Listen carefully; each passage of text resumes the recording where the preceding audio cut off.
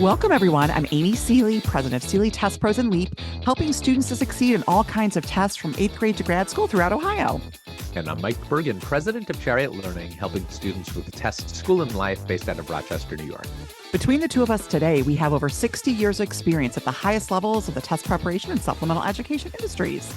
We both love to talk and learn about the latest issues in education, testing, and admissions. So let's get down to tests and the rest. The fascinating topic we want to explore today is the admissions implications of academic competitions. But first, let's meet our special guest, Vida John. Vida John helps students who are studying math with art of problem solving, and she prepares students for math contests like the AMC. Welcome. It's great to be here. Again, always enjoy the podcast. We always enjoy you enjoying the podcast, Vida. We enjoy the things that we talk about with you. You've been on the show before. You first joined us in episode 255 to talk about competitive math and testing. You joined us in episode 536 to talk all about the American math competition.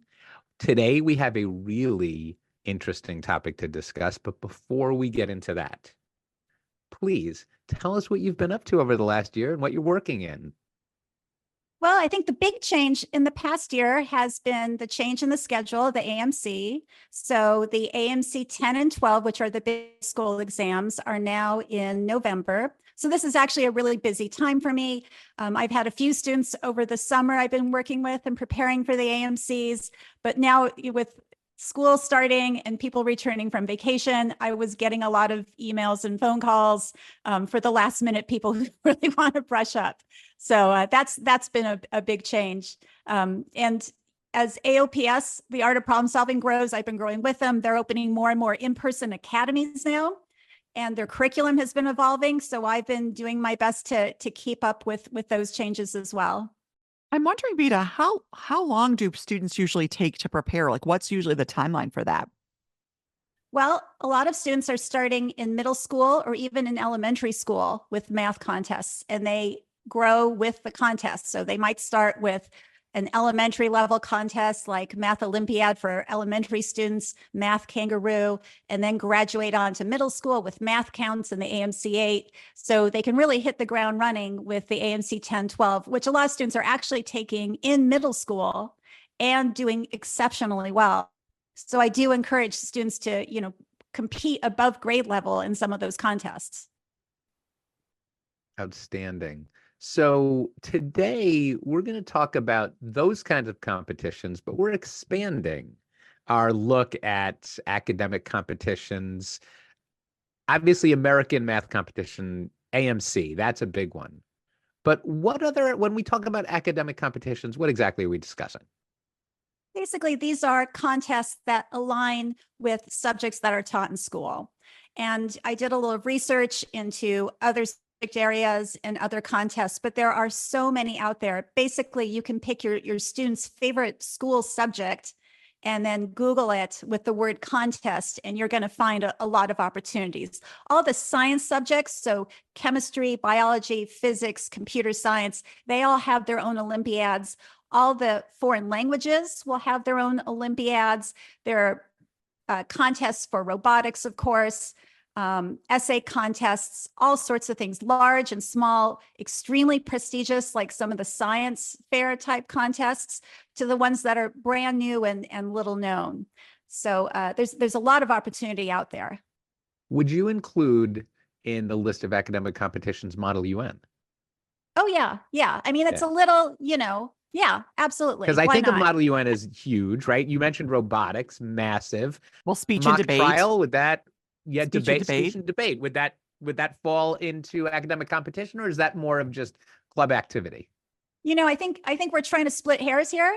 Yeah. Okay. No, but it's good that you say that, right? Like a lot of things fall into these categories, and we're so used to looking at extracurriculars of students as, there's the athletics piece, right? And everybody understands athletics, and there's whole sports scholarships and just an entire infrastructure of understanding, right. And in the United States, at least, obeisance to athletic competitions. But academic competitions, they get short shrift. Right, right. And, not to disparage athletics and sports, certainly teamwork is an important skill to have, and being able to reach a goal is certainly nice. But, the advantage of these academic contests is they genuinely prepare you for the subjects that you'll be studying in college. So the students who've been doing math contests their whole life, they'll hit the ground running for those, introductory calculus and physics classes, where other students who just barely eked out, a 3 or a 4 on AEP calculus are going to continue to struggle, or need some tutoring maybe, or at least they won't shine as brightly once you get to college. And it's really kind of about the long game here, not just about getting in, but also doing really well once you get to a competitive college. Another advantage, if I may add, is beyond admissions, there's also placement. If we could all just take a moment of silence, I feel like I haven't really reached closure on the death of the SAT subject tests. I'm still She is still in mourning, Mike. I'm still in mourning. Actually, you'll laugh. I just had to strike subject test verbiage out of something I was editing. I'm like, wow, how is this still, but again, it took me back there, that moment of AP program is trying to fill the void, but it's not the same, is it? Right. And, also, these contests can also sort of fill the void. So maybe if you've excelled in the Russian language Olympiad, maybe admissions is not very familiar with it. But once you get in and you don't want to take Russian 101, the Russian department might be extremely attuned to what your score would mean for them. And they'd say, oh, of course, yeah, we're going to place you in a more advanced course. So there's, unintended benefits, much like the SAT subject test. It's an easy thing to knock out, and you never know down the line where you can whip it out and say, oh, I've taken this class, therefore I get this sort of placement that you want. Well, what I love about it is, first and foremost, I was not an athlete in school. So demonstrating any sort of athletic, capability was never going to be a part of like Amy shining on an application. That's shocking to hear, Amy. But I will say this idea of academic competitions, allowing students to demonstrate a particular skill or strength, or we are always having these conversations about standing out in your application. Right. And to me, to participate in one demonstrates some kind of initiative, motivation, preparation that we all know are just excellent things to be able to put on your college application, right? Right. And, a disadvantage of the contest can also be turned into an advantage. So, for example, it's really helpful to have a school where they have a club maybe devoted to, maybe it's a chemistry club. And one of the things they do as part of their chemistry club is they participate in the chemistry Olympiad. And there's a lot of institutional knowledge and memory, and students are passing on their tips and tricks to the next generation and so on. If you don't have that and you're really interested in chemistry, you're kind of at a disadvantage. You're having to start something out of nothing. And, there's no worse learning curve than trying to start a robotics team where none existed before. These are, it can be really, really hard to launch these things and get them off the ground. But that's where leadership comes in. That's where, maybe you don't come up with the most successful first place winning team, but you've created a team where none existed before. And that can show leadership. It can be something to talk about in your applications. It's also a great opportunity to talk about mistakes and failures. Just a lot of good stuff can come from, even if you're not going to be at the tippy top of achievement, there's still a lot of fun to be had, and a lot of interesting things to do in that world. Yeah, you're tying into, the way colleges might look at student participation in these kinds of activities, and you speak to the leadership and how important that is. You speak to the demonstrated interest in an area. And if you're going to be a chemistry major and your school had a chemistry club that you didn't participate in, why? If you really are that interested and you had to create a chemistry club, that shows a commitment in that specific subject. But also you spoke to the being at the tippy top, meaning the excellence aspect of an extracurricular, in that there's a distinction between a club and a competition, isn't there? Like, you can have a chemistry club that doesn't participate in an Olympiad, but it doesn't say the same thing. Right, right. And it points out another disadvantage, I suppose, of these contests, and that is the denominator. So the achievement, you could be, I mean, rate like maybe in the 50th percentile of the chemistry Olympiad. And that doesn't seem very impressive unless you consider that, only the tippy top students in chemistry are participating in this particular contest. And now you're in the top 50% of the top 5% of students. Right. It's a hard thing to really communicate to a college that's not familiar with these contests. It's not impossible, certainly in some of these extra fields that they give you to explain something, or you can write about it in a short answer question, what it really means to be in the top 50%. But it's kind of a drag if you've been working really, really hard and then, you beat like half the students and you don't get a gold medal, but that's still really, really good, right? But that's half the students. I mean, we think about student athletes, right? Or also another line of activities that often looms much larger than academic competitions is artistic ones. And I can tell you from experience, a school that bumped something for the math club because they needed the theater for the winter musical, right? Like that. And when students say, I was in the musical, they don't have to be the lead, or the school doesn't need to be recognized as a major theater school for the colleges to respect that accomplishment. And I think that when we're talking about these academic competitions, the students self-select. If you are in mock trial, if you are in Model UN, you are already more committed to that line of interest, academic interest. Just, I don't know. Am I wrong about this? But I just think it's a Actually, you're making me think they're conscripted into into these organizations. But no, they make a choice to participate. Right, but like everybody knows what a 750 on the SAT math is. No further explanation required. But these other contests do require some amount of explanation. On the flip side, though, like a lot of kids will get 4 or 5s on AP US history. And that's not even a primary interest for them. They just happen to be good readers and good writers generally, and can just apply those skills to APUSH as well as, any other subject. But if you're really interested in AP US history or in US history, maybe, you do reenactments and you just read about World War II or whatever it is, it's nice to have a place for those kids, right? Instead of just a 4 or 5 on APUSH. Let's go and really compete against all the other kids who are so into US history and can write and really demonstrate that interest.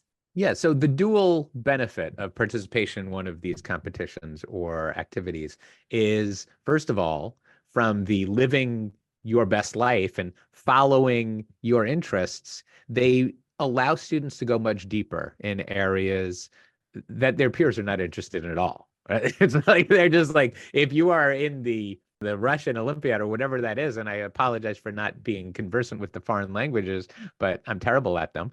That just shows like this is part of my life. This is something I'm really serious about. I'm going to take it as far as options allow. So that's what we want from our students. We want them to be learners. We want them to be intrinsically motivated learners, and it's hard to believe that any student could participate in any of these activities without intrinsic motivation.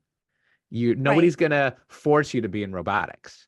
Nobody's going to force you to give up all your free time during robotics season. But if you are motivated, if you love it, you are going to do it willingly and happily. Right. But at the same time, colleges, it's a signal to colleges, especially selective schools and selective programs, again, about your level of seriousness. And that's, very often, that's what they're looking for. They're looking for the truth amidst all of the fabrications where, you can have lots of people saying, yes, I want to be an attorney. I want to be a lawyer. I've always dreamed of going on to this.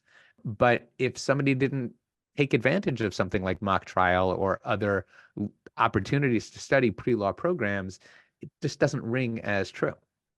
Right. And as big of a fan as I am of these sorts of academic contests and competitions, my sense is that admission committees tend to not have a very robust fact-checking apparatus. And a lot of these contests they're not the College Board. They're not in the business of reporting scores to colleges.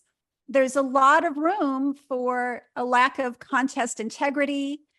A lot of people, you could write down kind of whatever you wanted. Are they really going to call the Russian diplomat's office that maybe, one of like millions of things they do, they also run this, this little cultural thing that some intern is in charge of, and call them up and see, did this person really win the gold medal in this Russian Olympiad?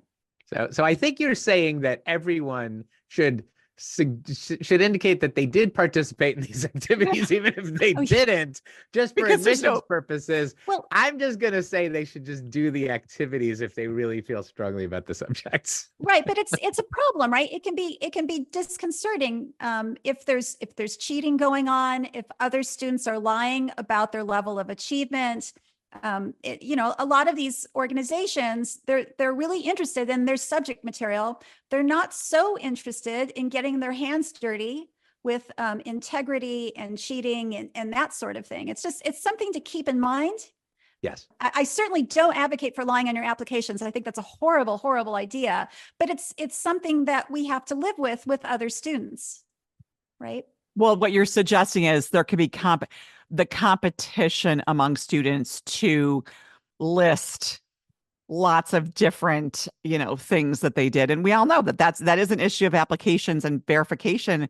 I know that but a lot of high school counselors or counselors really do kind of try to verify or validate what are on their students' application. So I guess sometimes it might be that student's counselor who is, I hope so, validating that activity occurred or that accolade was won or something like that. That's great. That's terrific. I'm not in the school environment, so I'm not sure what checks and balances there are, but I just want to make parents aware that, the potential exists in a way that it doesn't exist on like the SAT, for example. Right. Well, the SAT and ACT, they're the gold standards in terms of you can't lie in your SAT scores because those get reported. So yeah, just something to keep in mind. Hopefully it won't discourage you, but we're talking about these academic competitions in general, and we're all in favor of them. You have specific experience with the American Math Competition, the AMC. Yeah, absolutely. That's my thing. I made the mistake about 10 years ago. I was in a conversation with a guy who is involved. He used to be at the MAA. I think he's since retired, and he is involved with producing the American Math competitions there. And I was so proud of myself. I went up to him and I was like, oh, congratulations, because, the AMC is like the gold standard for math achievement. These colleges are, using the AMC as a de facto test admissions exam. And he was visibly uncomfortable. And I was saying the exact wrong things to this guy because that's not at all what they want to be. The MAA is this big nonprofit organization that supports math professors, graduate students, undergrad math majors. They have journals, they have conferences. And then once a year, they produce this little thing called the AMC. And the AMC for like a couple of months of the year becomes the tail that wags the MAA dog. And suddenly, they don't really, my sense is that they don't really have like a customer service apparatus, with like 100 people in their cubicles answering phone calls from worried parents. They just have like a couple of admin at the front desk, right? They're not really, if you ask them, I really want to go to MIT. Will you please report my official AMC scores to MIT as part of my undergraduate application? They don't do that. It's all self-reported, and they're not interested in being your college admissions exam. They just think they're throwing this nice little fun thing to get people interested in math. And so I think that's, that really points out some of the issues that can arise when a contest kind of blows up and becomes bigger than the sponsoring organization. The AMC has been around since the 1950s. It was a very informal exam graded by teachers. They started adding on to it. Yeah. How is the AMC administered? Well, nowadays, if it's offered by a local high school, you can take it at the local high school. If not, you're looking at taking it at an after schooling center or a university math circle. A big problem with the AMC is that in a lot of areas, there actually isn't a place to take it. A lot of rural areas are underserved. So it's, and that's another issue, again, with these contests in general, is you have to do a little bit of work to figure out what they are, where they are, and if you can even participate in your location. It can be quite challenging. But yeah, I mean, no score reporting, nor score validation at the MAA. Every year there's, accusations of cheating and change.org petitions on the internet. Cutthroat, then it becomes cutthroat. Yeah, let's talk about the good parts of the AMC. Let's talk about the AMC experience from the student perspective. The AMC is really terrific. I mean, the math problems are non-routine. I totally get why they're so excited for it. I understand that it's terrific academic preparation. The problems are fun for kids who love math. I mean, it's really, I can't say enough good things about it. The things that I criticize the MAA for are just really stuff that nobody wants to get their hands dirty and do. Test integrity, score reporting, all the yucky stuff that nobody talks about, nobody wants to do. But in contrast, the College Board really excels at. Right? Nobody complains that my scores didn't get sent to Ohio State. I requested my SAT scores to get sent to Ohio State. Chances are that's exactly what's going to happen, right? And, the MAA doesn't even try. But only because it's very different, right? Like the College Board creates an assessment test. That's their business. That's their job. That's what the organization has been assembled to do. And that's what they've been doing forever. Right. The AMC has a different, I think that the scores that come out are the residue of the actual mission, which is to bring young adults together to solve these challenging, to have a math competition and really offer programming and opportunities that these kids can't get anywhere else. Right? Absolutely. 100%. But the flip side too, is that scores get reported to colleges. And students are really interested, and parents are really interested, and parents call the MAA and have questions and can be annoying, right? And, the MAA is like, whoa. We want this to be all about fun and all about math. And the parents are like, I want my kid to go to MIT and blah, blah, blah.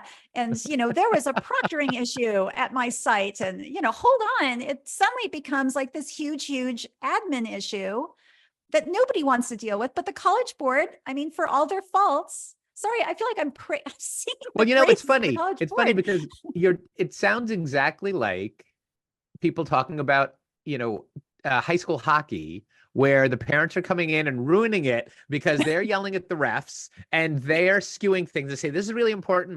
My son wants to get a scholarship to this D1 program. And the athletes are just like, let's play. Let's just play. Let's do this thing that we love to do. And you don't worry so much about the other piece. When we talk about the AMC, I think about that specifically. I just think about math competition specifically because in the line of work that Amy and I are lucky enough to find ourselves in, we don't get to work with a lot of mathletes because their preparation for AMC already takes them way beyond the math that they need for the SAT and ACT. And it teaches them to think, and it's kind of like all these competitions. I see them as more than just geeking out on subjects.